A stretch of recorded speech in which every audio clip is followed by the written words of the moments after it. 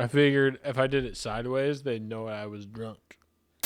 Welcome back to Duke's Dupes, episode 45. Blaine is very intoxicated. Blaine this week is doing drunk history on the world of Lord of the Rings. Be a little bit more enthusiastic. No, Blaine- seriously, do it again. Blaine is going to sit here for 45 minutes and ramble about Lord of the Rings. Be like Lord of the Rings. Lord of the Rings. Yeah. Yeah, what's your drink of choice tonight? So we got water. No, tell what was your special drink? So I had Coke and bourbon, and then I also had wine in a separate glass, and I was trying to refill my wine, but I poured my wine into my Coke and bourbon. I already drank it because it was so good. All right, this is about to be our worst episode or best episode. Let's start. I just want to start with what we consumed. So we're going to be talking about Lord of the Rings today, and I just kind of want to talk about the lore here. But before we get into it, we're going to talk about what we've been consuming. So we did this because the Lord of the Rings Return of the King came out for its 20th anniversary in theaters. So we all saw the extended edition of Lord of the Rings 3 in theaters, and we also watched Lord of the Rings 1 and 2 extended edition.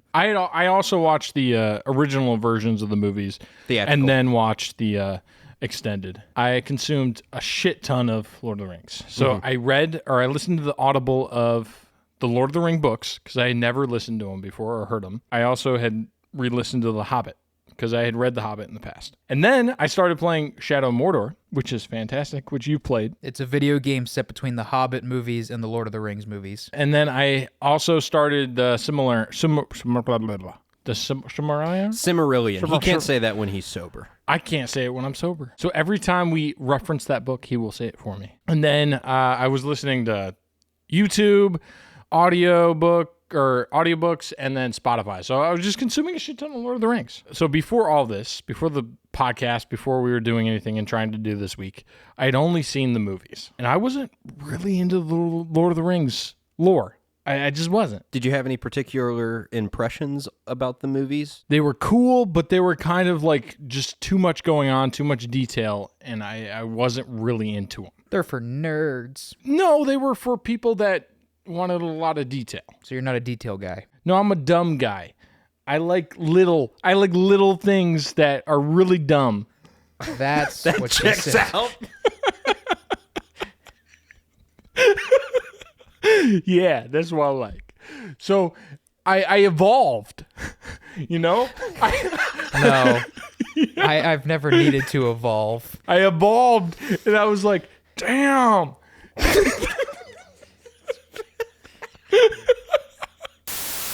We're back.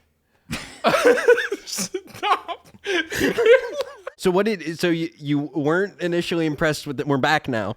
You weren't initially impressed with the movies. Well, I enjoyed them. They were cool. They were epic. They had action. I wasn't really into the world. I knew there was so much to it, so I was exhausted by never wanting to get into it because of that fact. Should have taken a nap. I was gonna, because it was a lot. Anyways, I was like, I want to do this episode. I don't really know why. I just really wanted to do a drunk episode. I think we found out why. And I was like, Lord of the Rings has a lot to it, so let's do it on Lord of the Rings. So I started listening to the books, rewatching the movies, and by the time I got through the second book and the second movie, I was hooked. I think the reason why I was so turned off by it at first was because there was so much, and Tolkien likes to describe everything, so it's a lot. It's very exhausting. But once you get into it and you start understanding a lot of it, it's not too much because you're now into it and you know what's going on. Have you read the books? The only one I've read is The Hobbit, and I enjoyed it, but I wasn't thrilled by it. There were aspects that I was not in love with. So there's a reason why the Hobbit books are given to people in middle school. And then the Lord of the Rings books are given to people in high school. The reading level and the intent, how much detail changed between the books. He clearly went from The Hobbit telling you just a story from A to Z to building a world for the story. He told you a story before in The Hobbit, and he didn't probably have that much of the world built yet. But you can clearly tell when he told the Lord of the Rings, he's telling a story based off of a history of thousands of years. And that's what we're going to be talking about today. We're going to be talking about the Second Age, the age before when Frodo comes in. Frodo, it takes place in the Third Age. So I'll be trying to reference Frodo, and Bilbo, because I feel like most of us know who they are. They're the Skywalkers of Lord of the Rings. Yes, and they're the hobbits. Everyone loves hobbits. Everyone loves hobbits because they're lazy. Everybody secretly wants to be lazy like a hobbit. They got pretty good lives. I'm not gonna lie. I would love to live in a hole. This is a bad idea. Yeah, I'm sorry, I thought of it. So my shirt just went to dry to fucking wet. I just choked on. Oh no! I was choking on Coke and bourbon. All right, I'm back. So I'm going to be jumping into the second age, which is what the Amazon show tried to do, The Rings of Power. which failed. Ugh! It makes me so angry because they so failed. Anyways, we'll get into that. Second age. You ready? I've been ready for about 15 minutes. I'm just curious. How much Lord of the Rings do you know before the third age, before Frodo? Do you know anything? Nothing. I know there were a couple trees that made the world, and there's some gods, and Sauron was around, and he was hanging out with the elves. Okay. yeah, but also but he was that's- working for Morgoth. Yeah, but that's generic stuff. Yeah, I know that. Yeah. Okay. So. Okay. Just some. But it's not broad. nothing. Just some broad stuff, know right? more than you. Lord of the Rings takes place in Middle Earth, right? Yeah. So do you know the name of the world? No. Because Middle Earth is a continent. The world is Arda, and Arda is Middle Earth is literally in the middle of it because Middle Earth. Back up. Crazy stuff, right? Yeah. Why have we never heard them say Arda in the movies? Because Tolkien created a world for you to learn to have the story of the Lord of the Rings. He didn't create the world for you to explore the world. Yeah. Stop being Then selfish. why did he write the Silmarillion? He didn't. His son wrote it. His son put all of his What pieces about the together. appendixes? I don't. That's a good question. Well, the Lord of the Gotcha. Rings. Well, the Lord of the Rings weren't published under Tolkien, though. They were published by his son. I thought you said that. I thought he only published The Hobbit. He only published The Hobbit and the Lord of the Rings trilogy. Oh, okay. His son published everything else. So he put all of his works together. So Tolkien's purpose, his whole reason for building this world was to give you the story of the Lord of the Rings. That's why Arda and a lot of this other lands they were mentioned, but you didn't know a lot. So basically we have a Middle Earth in the middle, and then you have a land to the left, if you're looking at the map. America. Valar, which is where the elves live. And that's their immortal land, right? I thought that was just a metaphor for heaven, that they were going to heaven. No, so I always thought it was another like dimension. No, Because like they act like Frodo can never come back, but he could just Right. sail back. They're Yes, gonna sink all the ships. but here's the thing: it is like a heaven. Nope. No more Because boats. elves are immortal, so their heaven is on Earth, and that's why they keep men out. Because men's death they do have a heaven. They do have an afterlife. Elves do not. Their afterlife is on Earth, and that is Valar. That's why they protect it. They were given the immortality and the gift from the gods in Valar. So That you have clears that up for me a lot. Thank you. yeah. So you have I actually learned something. Middle Earth, Valar on the left. Below is the Southlands. I think it's like the Darklands or something. I can't remember the name, but it's the Southlands. So that's where the elephants and stuff come from. That's our world. Just setting that up. Arda and the continents. I just wanted to give you some reference to where these people are coming from and shit. So that's what we have. And here's the cool thing. So you're going to have to search for the right map. Because during the ages are so long. So this is the next thing I want to talk about is what ages we have. I think there's 8 ages, and I'm not going to go through each one. So we have like 4 or 5 ages of the beginning of time, and then we get into the first age, second age, and third age. Third age is where Frodo Baggins comes in. The third age ends with Frodo Baggins dropping the ring. So he's at the end of the third age, which is about year 3020. So there's about 3,000 years before Frodo. The whole Lord of the Rings trilogy takes place in a year. The second age is another 3,000, I think 500 years. And then the first age is about 500 years. So we're talking about a good like 7,000 years between the first age and the third age. Their continents move very fast compared to Earth's. Yes, they do.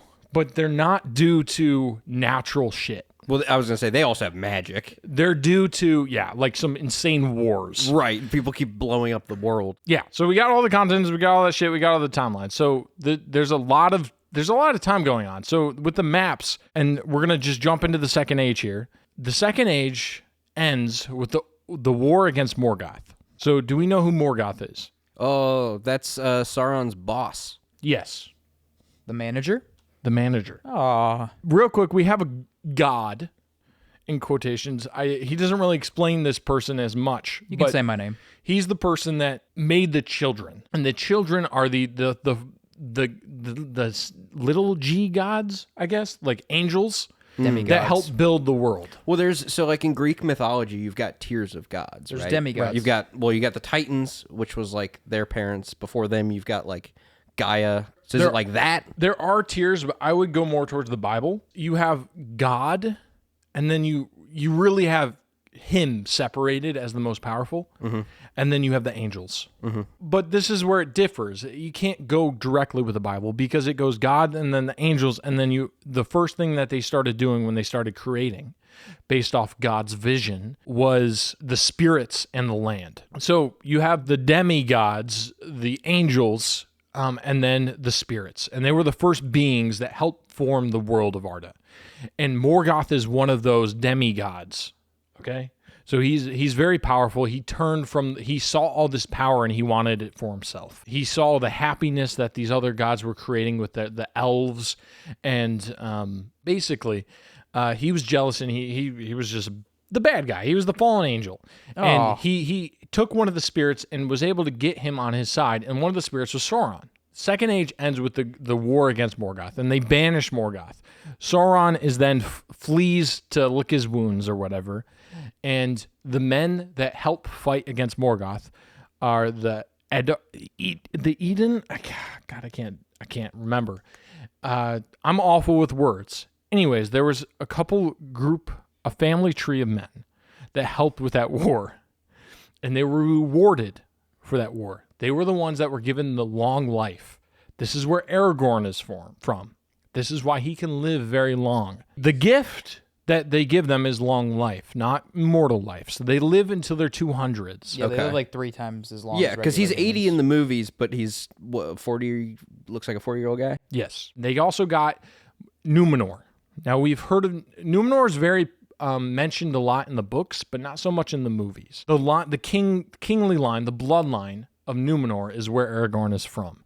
This is why whenever, I forget his name, but the guy that was currently ruling Gondor, Denethor. he's not the true king because he's not from that bloodline. He's the steward, right? When they show the throne room, the Gondorian throne room in the movies, he's on like a smaller chair. He's not on the He's throne. not on the big throne. Because he's not from the true bloodline. Right. He's not the king. He's just there in place of the king because the king is missing. Right. So we have given the humans Numenor. Okay? You're welcome. And then the elves that helped fight in that war too, that were in Middle Earth at the time, that wanted to stay in Middle Earth, they lived in it was kind of like another continent, but it was connected to Middle Earth called Bellinor, I believe.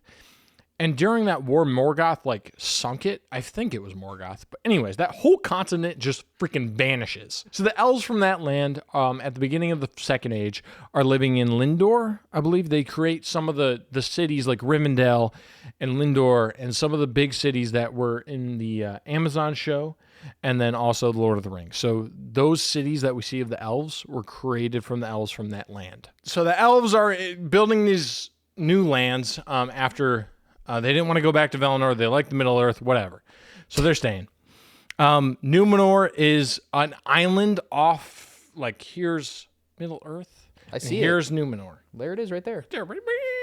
Now, in the Second Age, we start jumping 500, 600 years between main events.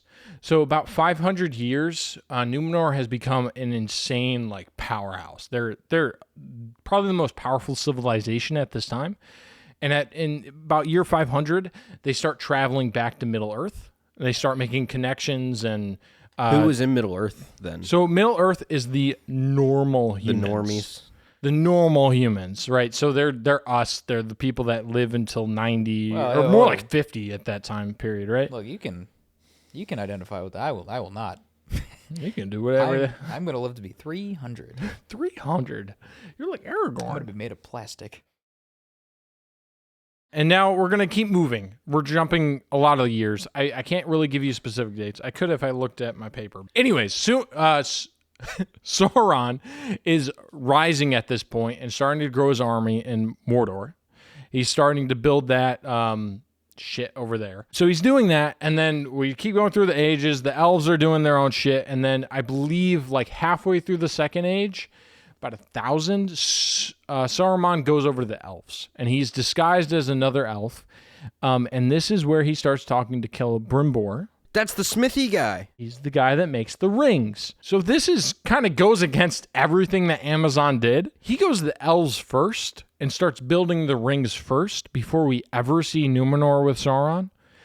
Sauron doesn't go to Numenor until later. And maybe he does. I don't know. I'm just reading basic outlines. Don't hold me to this. But definitely not what Amazon's doing. Thank you. We're holding Blaine. I know. I got it. No, I was telling the audio listeners. Okay, if I'm drunk and I got it, I think they got it. No, because they're not there. They don't see anything. They're also not being touched. Watch the video. Don't be touched.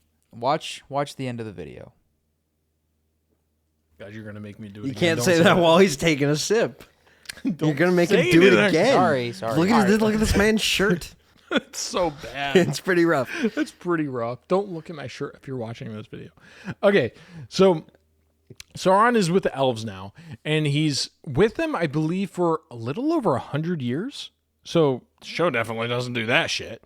He's with them for a long time, and he's actually like getting to know them, manipulating them, being with the smith, and trying to learn how to create these rings, because he doesn't know how to be like, oh, create these rings.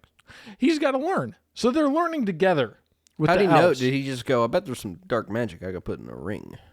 Or I think- did he read about magic? Well, I think what's going on right now is the elves are trying to gain power of the men in this time period. Oh, boo. And they're trying to like any ambitious empire at that time in like that time period. Yeah, boo. They're trying to be strong. Yeah, boo. So that's what the elves are doing. They're looking for power. And I think that's what Sauron was coming in to do, was to be like, here's power. But he's manipulating them to be like, to make it for him. my power. They're creating the rings, and they eventually, after 100 years, create these rings. And what the rings are at this point are just the rings for the dwarves and the men that eventually come to be. At this point, they're just the rings. Why would the elves make a ring for the dwarves? So they're not. At this point, like I said, they're just the rings. So why is there a ring for the dwarves?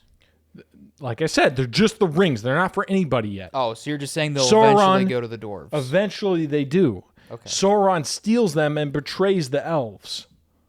That ain't cool. That ain't cool, bro. He takes them, but here's the thing. He doesn't know this. The elves create their own 3 rings based off the knowledge that they helped learn with Sauron. That's what happens And to these group are project. the 3 elven rings. That's like the opening scene in the first in Fellowship of the Ring. They glance over a lot, but it's just like, he Yes. made these rings? Yes. I mean, and what are with you, the sup- elves- and what are here's you the- supposed to do, though? Sorry. I mean, And it worked. Most people will go, okay. But here's Yeah, the make some shitty rings. thing. The Rings of Power shows this scene where they forge the rings, but for some reason they only show the forging of the 3 rings that the elves forged after Sauron, but Sauron's still there in the show. What? So they forge the 3 rings. What? That's all they forge, and those are the 3 rings that they are supposed to forge. How do they do that? They're supposed to forge after Sauron leaves and takes the rings. How? Let me drink while you guys laugh. Great. It's like a your sound check. Holy shit, that's like straight bourbon. Yeah, I just poured that. Really? Is that yours? No, I poured it for you. It was sitting there. Your drink was empty. I poured it.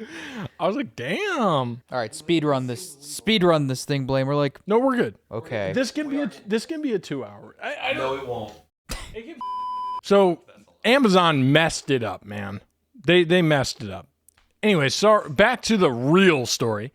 Sauron takes the rings, and he keeps them for himself at this point. He doesn't give them to the dwarves yet. He doesn't give them to the humans yet. He doesn't know about the 3 rings that the elves have made. And he starts the war. This war is unknown.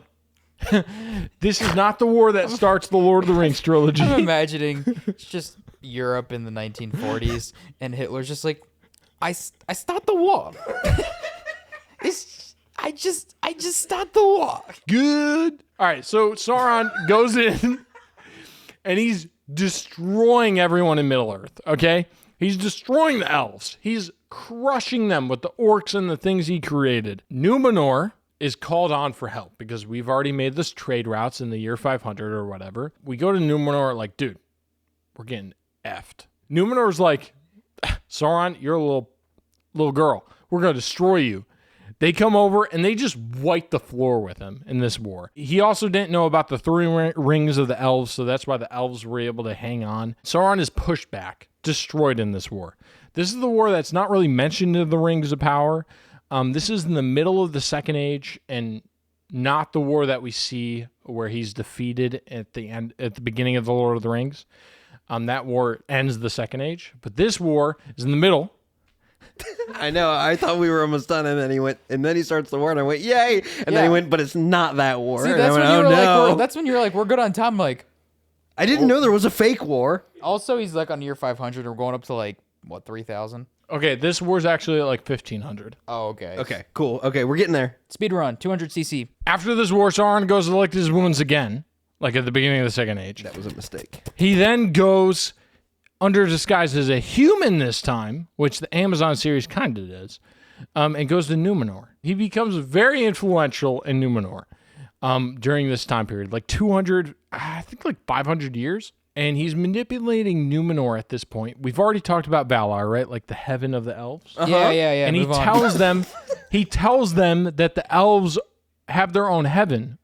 And the humans from Numenor are like, I want my own heaven on Earth. I don't know if there's a heaven after Earth. So they make it, and then what happened? So they go fight Valar. Oh. But guess what? Gasp. Elves are badass, and they get effed. And Whoa. a wave comes over Numenor and destroys Numenor. How'd they do the wave? Because Valar are the elves and the gods, and they don't want men there. What? And they're more powerful. Okay, so it is what it is. Yeah, it is what it is. Don't throw a fit. Not too much detail there.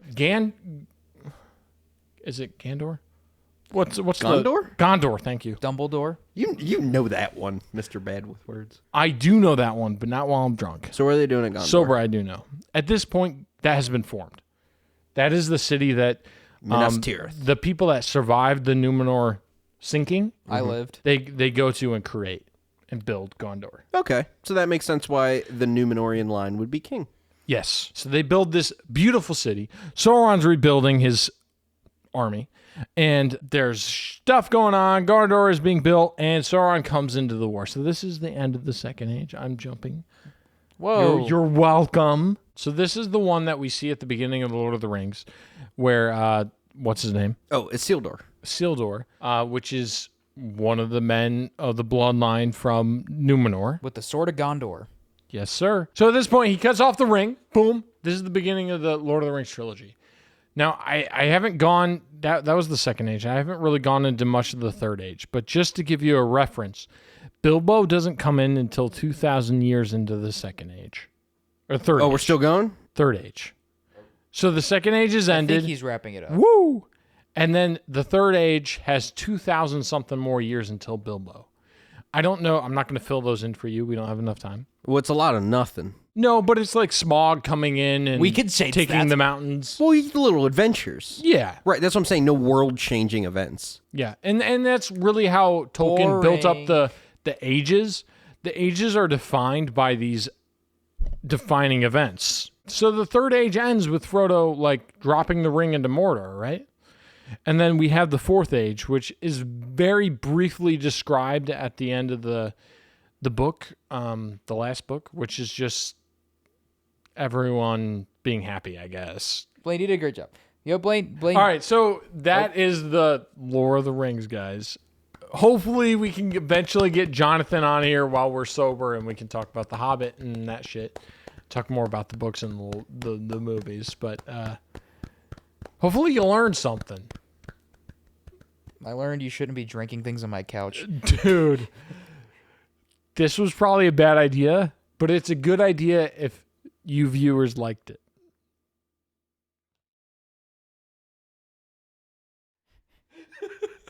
All right. Wow, what an amazing segment from Blaine on Lore of the Rings. All right. No, I'm being genuine. That was It fun. was an idea. It was a fun idea. I actually had a good time. I'm not gonna lie. I did have low expectations, but I came out positive. Are you sure? I did. I find it All right. very interesting that you spent weeks and weeks just ingesting Lord of the Rings lore for whatever that was. And then Okay, however that comes out, because I have no of idea. Just for people to know, I know a lot more than what I just said. It's kind of hard to get it out when you're drunk. I was gonna say, and then he spent tens of minutes ingesting alcohol just to lose it all. We'll come back later. We'll give you more Lord of the Rings, and we'll give you more lore while we're Maybe sober, but- in our want that. third age. What's after my segment? Well, after your segment, since you don't have your trivia and facts, would you like to do a question, Jance, just to be safe? I have to do my No, trivia and facts. no, I'm saying do the question. Next, we are going to be doing our next segment called "What Are We Watching?" www.watching. All right, I'm going to do some of my stuff first. There's a Netflix show called The Last Kingdom, and it was really good. And then they made a final movie actually about it. The movie sucked. Oh, no. It sucked really bad. I didn't finish it. It was really bad. And I finished everything. I would recommend the show. I would not recommend the movie. Another thing, the end of this week, Mandalorian Season 3. Yeah, I watched that. Yeah, it kind of sucked. Disappointing, I should say. Not sucked. It wasn't bad, but it was a lot of build up for It not was, a lot. It was bad for The Mandalorian, but it was decent for Star Wars content. Agreed. Worst season of The Mandalorian, without question. Ooh, I started a new TV show that I'm about halfway through currently.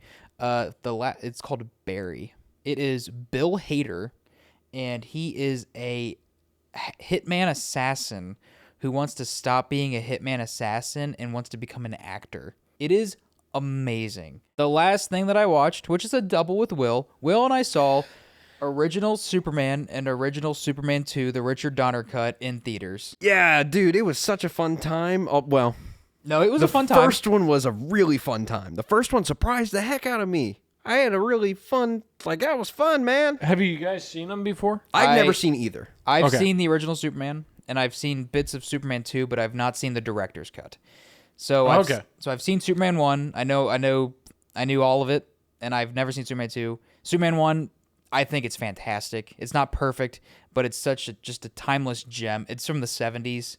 Well, because you know what it is. It's a proper film. It's got a well-structured script, and everybody's got proper character motivations, and it's well acted and thought out, but still adheres to its source material. And my God, that second one was disappointing. Wow, what a drop! And the the director's cut apparently is the good one, because that's what everyone says. You're gonna have to remind me because I don't remember that much I about made it. But some I notes. remember just looking at you throughout the second one, look, just confused, and then by the end I was just exhausted. They filmed these back to back, and I was really giving the second one the benefit of the doubt, and then I don't know. Do we want to spoil these? Dude, it's from No the one 70s, man. cares. Spoil it. It Thanks, Blaine. Okay. Let me. Is that the last Coke? Can I have a Coke? Oh, we got plenty of Coke, man. Can I have a Coke? Why'd you put that down there? Go ahead, Jack. The end of Superman 1, he flies around the Earth. It's very iconic. He does a little time travel thing. And he does it at the end of Superman 2, and he undoes he undid everything for Superman 2. That's right. The ending was atrocious. And I was like, and Will was already mad. I was mad because the film, unlike the first, was not a good structured story. There was a lot of weird character motivations. And there were It was probably because they made a lot of money off the first. And Well, they're No, like, they filmed them back to back. They filmed them back. oh, really? It's bizarre. And you know what's What? even weirder? Nice. And you know what's even weirder? I was looking up just on the internet after we went, just reviews and stuff of Superman 2. Apparently this one is the fan favorite. Yeah, the Donner cut. Everybody is like, that's this what I is the said, best yeah. one. Yes. Which is I don't know how you can watch 1 and 2 and not think 1 is better. I agree with that. Because the end of 2, like you said, he does the time thing again, but rewinds the entirety of the movie. In the first one, he just undoes... See, that's not the part that he just bothers undoes me. Lois Lane's death. He undoes the entire events of the movie that you just watched. I did make a few notes that we want to talk about. Well, I mean, I think everybody should watch Superman 1. That was good. I would recommend Superman 1. That can be your recommendation. Nope. Okay. I got other stuff. That was I like more. I put some notes. I put Superman is great at doing Superman things. Yes. Like when he does this little montage where he saves people in a car, he stops a boat from robbers, he saves a cat in a tree. You know what? I caught myself in the theater with a big old smile on my face while that montage was happening. It's the best part of the movie. And you know what? You know what came into my mind while I was sitting there? That song, Saturday Night at the Movies. Mm-hmm. Saturday Night at the Movies, don't matter what picture you see, because you're at the movies having fun. Yeah. And that's what I felt like. I was just like, this is just the pure joy of movies. You know what I thought of when I go to the movies? What'd you think of? Hey, you guys. Yeah, I'll go through a few of these other bullet points there for Superman since we've been spending so much time on Superman. I wrote the word night. Do you remember night, Will? So there's like 3 different times that we kept looking at each other where every time Superman flies away, he goes, night. Oh, yeah. And it's like, it's so wholesome. I love it. Yeah. There's a lot of children getting slapped by their parents. Oh, my gosh. It was great. Love Yeah. it. Bring back bullying. I put Lois Lane as amazing and horny. Okay. Very, very horny for Superman. Yeah. Really? Wow.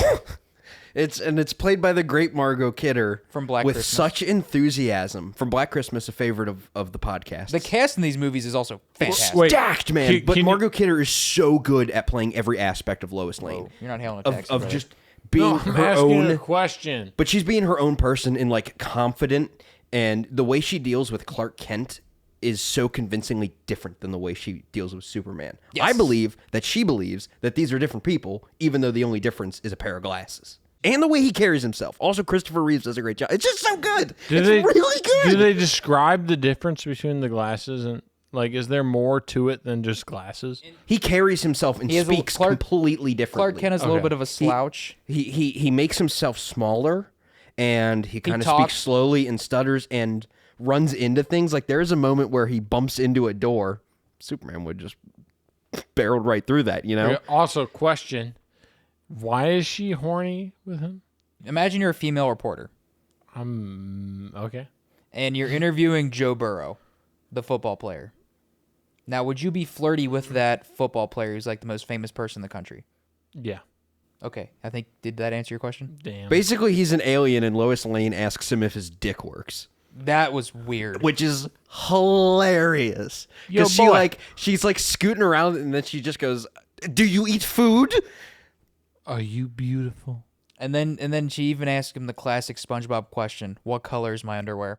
Oh my God, she does. Yeah, she's like, "You have X-ray vision, right? What color is my underwear? That's Hey. what? Look at me. Do we know? Look at my pants." What's her color? He did. Was it like purple or something? And I'm not saying it. I don't know why. Blaine. I just You got watch purple the on my movie brain. and figure it out yourself and report back next week. Not next week, but I'll watch it eventually. Look, I was into it. I loved it. I thought it made their dynamic way more fun. Superman 1 is absolutely iconic. Lex Luthor was great. His sidekick kind of sucked. Lex Luthor is the part that I was not super into because he And the funny feels part- ripped out of a comic book, like goofy, like the '60s Batman style, and he's got the worst sidekick. And the funny part is that Lex Luthor gets better in the second movie because they rip out his sidekick in the second movie. yeah, his side character, they break one of his henchmen out of jail and just leave that guy. There was that guy at the bar. Oh, Superman giving him up his powers is so stupid too. He gives them up and then goes, "Oh, I think I want these back now." I think I messed up. Even though he's like, you cannot undo this decision. And everybody's like, don't do this. He's like, but I'm giving them up for Lois Lane. And Lois Lane is like, don't do this. It's because his dad. It's because his actual space dad tells him, Jor-El, and he's like, you shouldn't do this, Kal-El. He's like, okay, but this girl's kind of cute and. But she didn't ask him to do it. He just does it. He gives up his Superman powers and is told he can't get them back, and then gets beat up at a bar and goes, I want my Superman powers back. And then just gets them back. I think if you watch, It's like a 15-minute sequence. I'm like, what?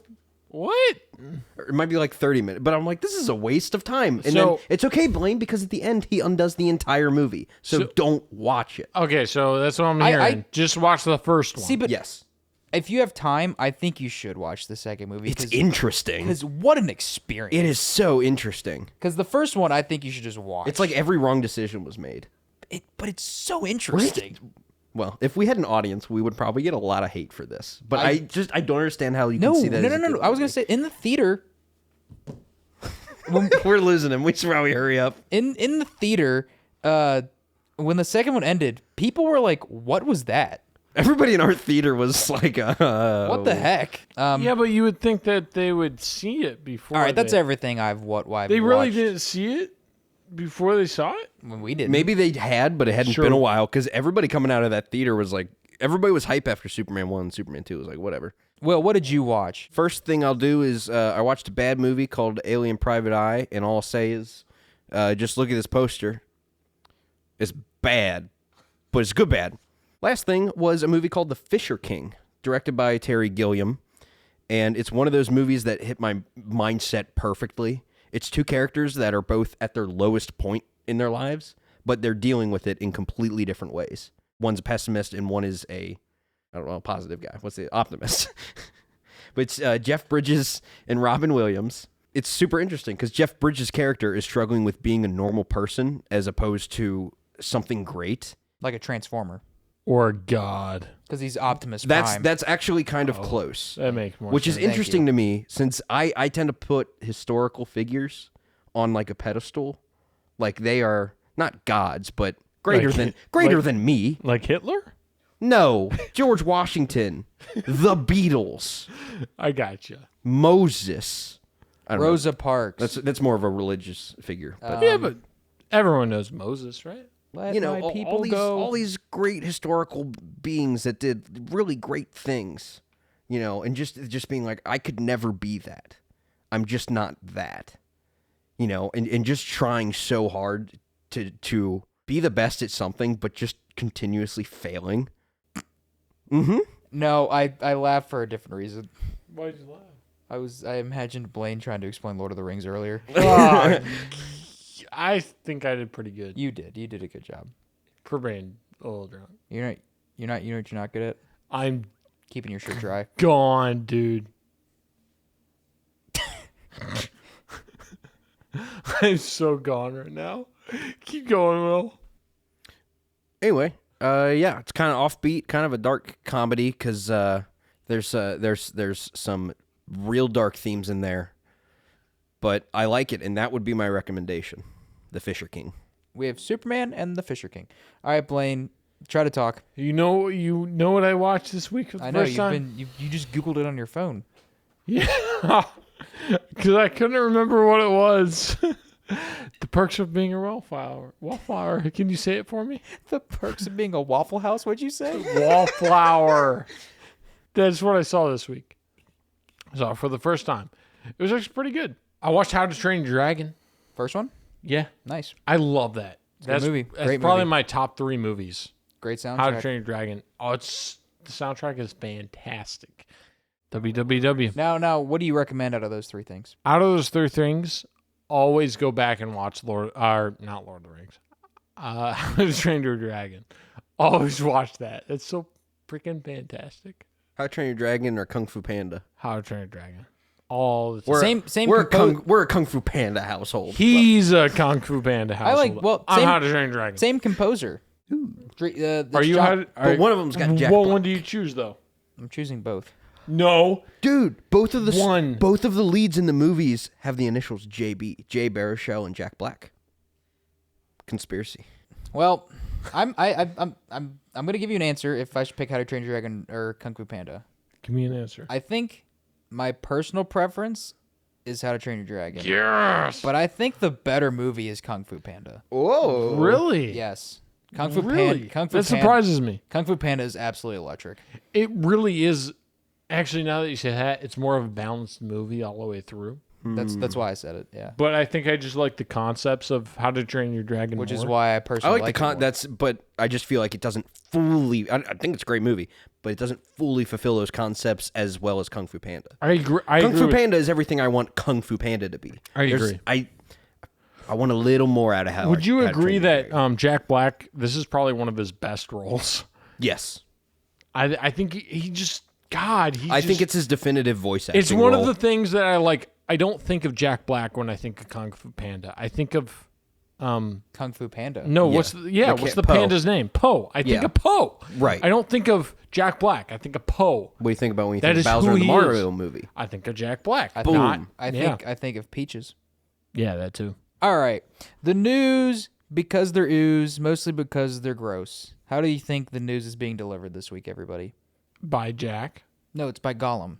Oh, you gotta do like Spiegel. That was better. Can you give me a filthy hobbitses? Oh, that was actually It's pretty good. good. That was the best one you did. Why, thank you. Yeah. Should I try it again? You want to give my precious a shot? Ooh, that's... Is that good? That was in the middle. That was like both. Well, I It tried was both. like Like it was almost nothing in the there. movie. It was from It the was book. it was in the middle. It was not the top, not the low. It was from the book. That's what middle means. Yeah. All right, I kept the news short this week. There's only... Wait, that was it? No. We didn't do any news.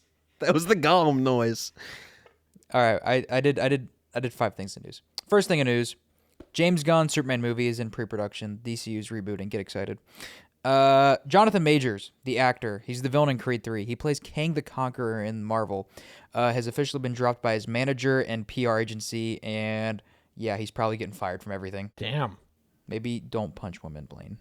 That's probably a good idea. Don't do that. All right, next bit of news. Who likes Twilight? Nope. All right, streaming service Twilight. Twilight of what? Streaming series. Yeah, It's but going to happen. is it by No one knows yet. anything we know? I don't know. Do you know anything that will be on it? Vampires, probably. Maybe a I werewolf. like vampires. Has anyone seen the movie Extraction? I like that movie. It's a movie with Chris Hemsworth where he's a military man and he does an extraction. And they're making Extraction 2, which is going to come out on Netflix sometime this year, I think this summer. And the reason I want to bring it up in the news is because they have a 14-minute one-shot sequence in it. Interesting. Yeah, it's Can very... you explain what that means? That means there's Okay, no cuts. see like a camera. And you know like a camera cuts. Yeah. Okay, imagine it not doing that for 14 minutes. I understand what you mean. That's a hell of a lot of planning. What is the typical cut? A few seconds. Really? Okay. A long So that shot means a lot more is, now. I mean, It's Always Sunny in Philadelphia does a long one. it's got a 10-minute long It's take. a Charlie Work episode. 14 minutes is that movie you're Fantastic talking episode. So the movie, I don't know if who produces or directs it. I don't know if it's the Brewster Brothers, but it's somebody who does like stunt work too. And the first movie the action is awesome, and the trailer for the second one, the action looks awesome. And then I found this news about the one shot thing. I'm like, I am pumped for this second movie, and it's Chris Hemsworth, so he just kills it. You got a date for it? No. Also, last bit of news, who knows about Kraven the Hunter? He's getting his own movie. It comes out later this year. Is Joe Manganiello playing him? No, it's Aaron Taylor Johnson. And apparently this is going to be an R-rated movie. And apparently it might be good. We'll see. All right, next week. What are we doing next week? Guardians of the Galaxy in Siso? Yes. Is that what we're doing? Are we? Well, 2 weeks. 2 weeks. We do bi-weekly. So Guardians of the Galaxy 3 comes out. There's been some reviews. It's apparently it's pretty heavy. Like it's pretty dark. Sweet.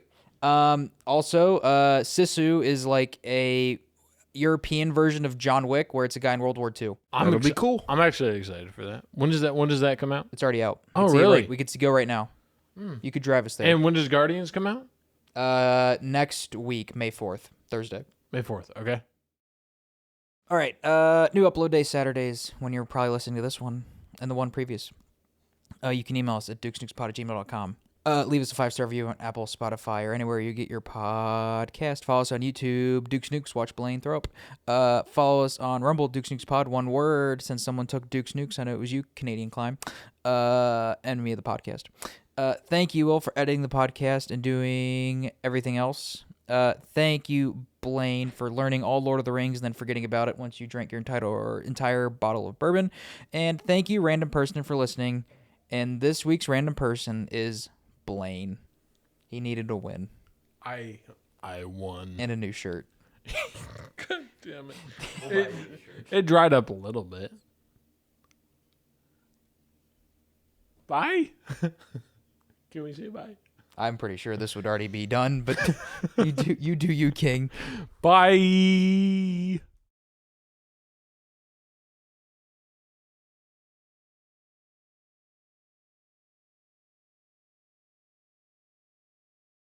I mean,